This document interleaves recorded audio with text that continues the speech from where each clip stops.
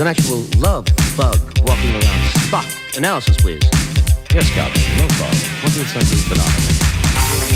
It's Amityville, y'all. Yeah. You want to go to the house on the hill?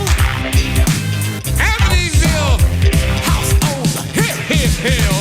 Crack walked up with no kind of class, drinking something that was bubbling from out of his glass. So I panicked and I hit the deck, 'cause I swore he was coming straight for my neck. Then he said, Yo, Starsky, there's no need to fear. Didn't you read the invite? You're the star of the year. All the monsters came from miles around just to hear you rock, because you got down.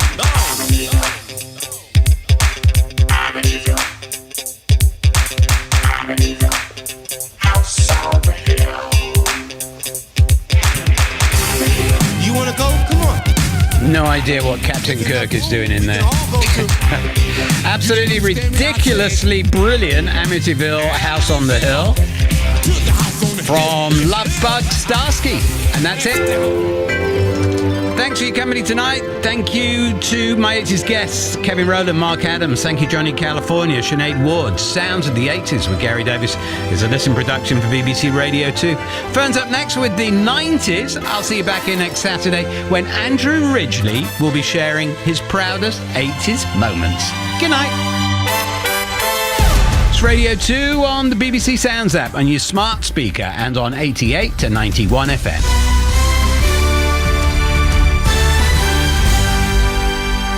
BBC News at 10 o'clock. This is Frances Reid.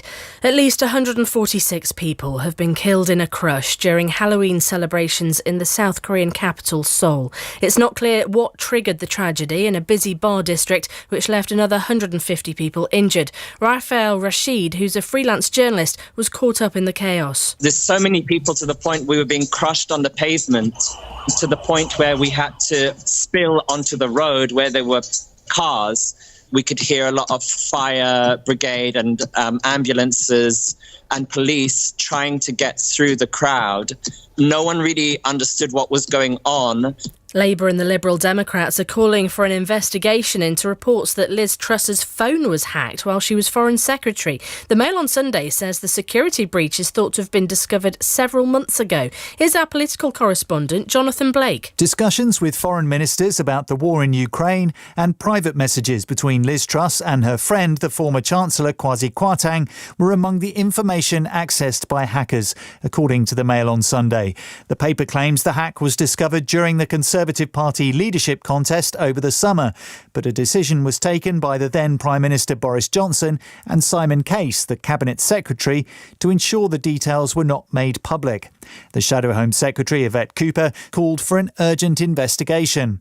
A government spokesperson said it had robust systems in place to protect against cyber threats, including regular security briefings for ministers. Russia has said it's suspending the agreement to allow grain exports from Ukraine in response to what it called a massive drone attack on its Black Sea fleet in occupied Crimea.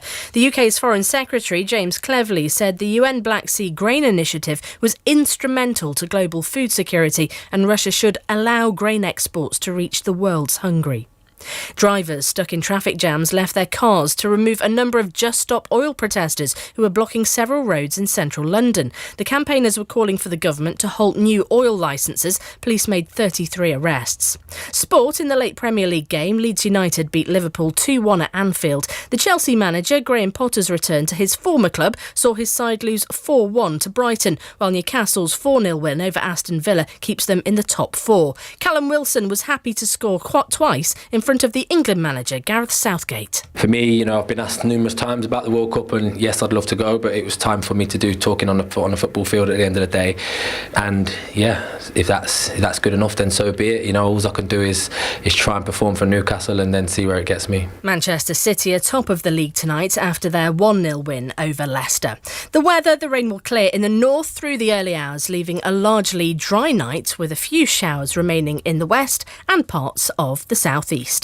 BBC News, it's 3 minutes past 10. Yeah, baby. BBC Sounds of the 90s.